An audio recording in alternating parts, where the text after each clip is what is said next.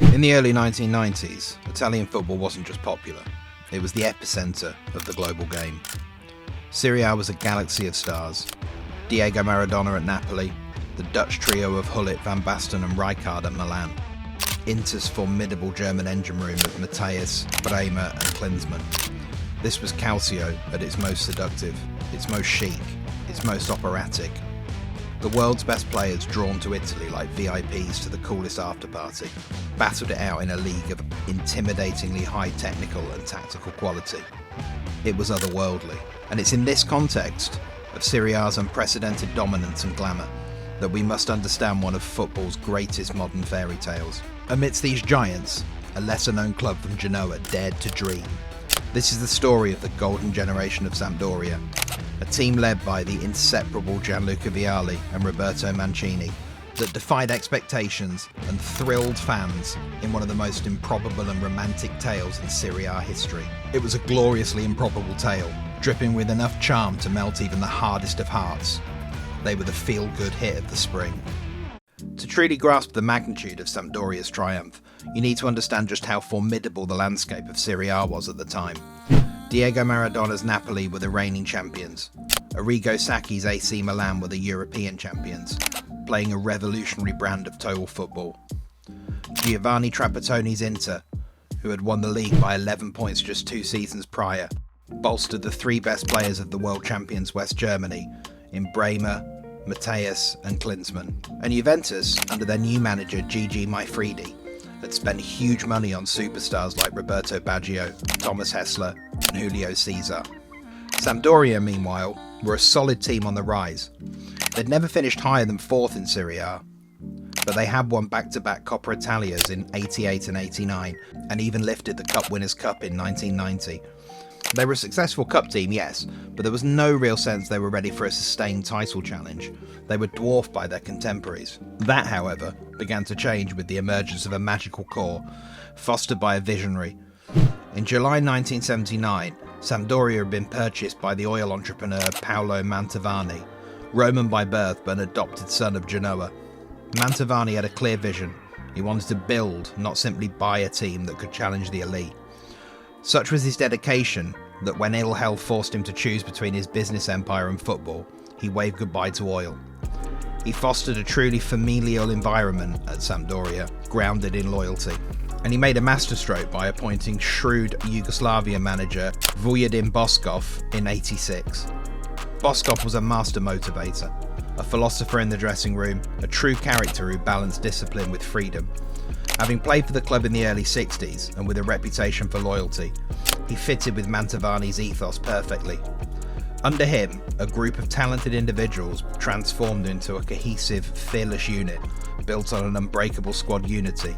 As John Foote wrote in Calcio, A History of Italian Football, 7 of the championship team used to hang out together, calling themselves the Seven Dwarfs. At the heart of it all were 2 forwards who defined the team, Roberto Mancini and Gianluca Vialli.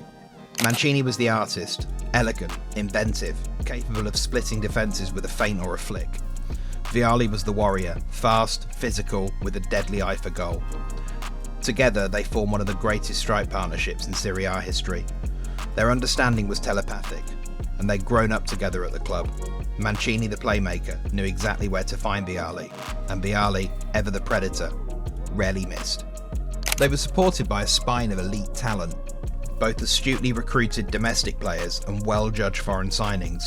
Pietro Viercovud, tough tackling, quick and imperiously marshalled the backline, was a cornerstone. Gianluca Pagliuca, snared as a teenager from Bologna, was a future Italian number 1.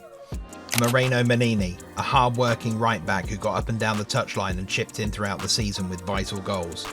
And Attilio Lombardo, a jet-heeled, tireless winger, had arguably the best season of his career and was rewarded with the first cap for the national team. In midfield, Vasto Pauri diligently carried water so Vialli and Mancini could walk on it, paired with the wonderful Brazilian international Tonino Cerezo.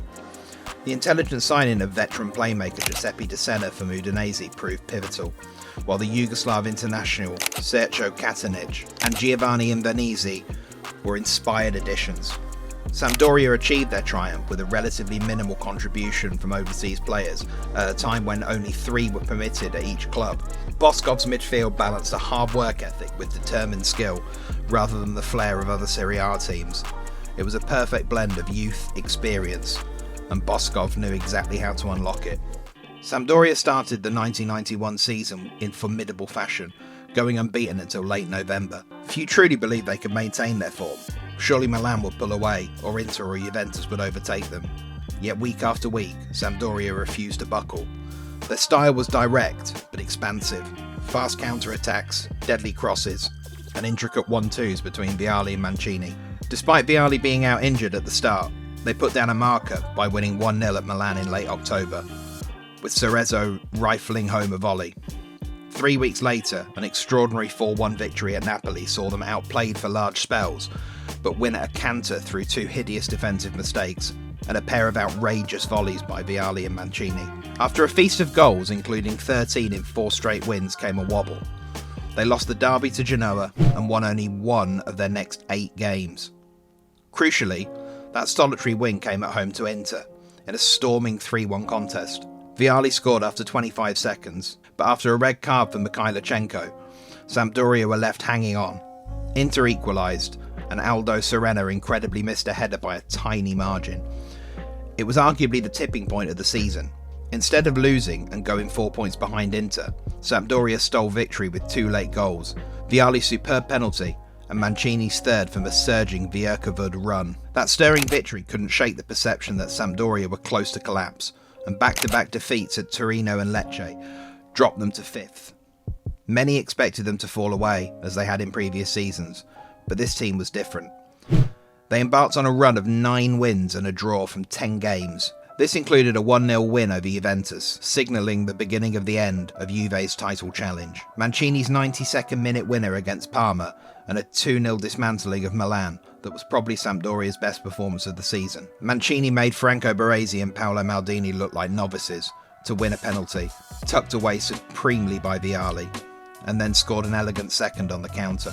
A second 4-1 beating of Napoli in one of Diego Maradona's last games in Serie A put Sampdoria 3 points clear. With 4 games to go, Sampdoria visited second-placed Inter at the San Siro. The equation was simple. Inter needed to win, Sampdoria not to lose. What unfolded was epic.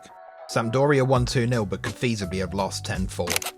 Commentator Martin Tyler on English TV at the time announced that in years to come people will be saying, "I was here. I was at that game."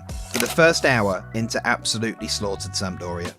In an unrelenting 10-minute spell after half-time, you could almost hear Sampdoria's players gulping for air.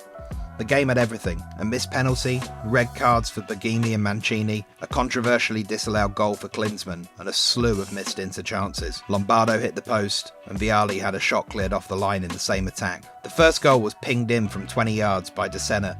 The second came from Vialli, who coolly rounded Walter Zenga to seal the game, and effectively the title. Inter's keeper Zenga didn't make a single save. Paliuca made 14, including a penalty for Mateus. He truly had the game of his life amidst the smoke and flares from the furious Inter fans. When the dust and the smoke settled, Sampdoria had all but clinched the title. They needed just 3 points from 3 games. Imbonese got them one in a tricky away fixture at Torino. Then, in their final home game, they blew Lecce away with 3 brilliant goals in the first half an hour from Cerezo, Manini and the inevitable Vialli, prompting a joyous party that would go on long into the night. Sampdoria were crowned champions of Italy for the first and only time. Genoa exploded in celebration. The blue half of the city reached the summit. They lost only 3 games, were the top scorers, and had conceded only 5 goals in 16 away games by the time the title was won. Sampdoria's Scudetto wasn't a fluke. It was the peak of a well-built project, accumulation of Mantovani and Boškov's vision. And they weren't done yet. The very next season they reached the European Cup final, losing narrowly to Barcelona at Wembley 1-0 in extra time. Cruelly, Vialli missed 3 good chances before Ronald Koeman's legendary free kick secured victory for Cruyff's dream team. But as is so often the case, what appeared to be a beginning was in fact nearer an ending. Sampdoria struggled with the pressure of being champions, finishing 6th the following season. The decline began soon after.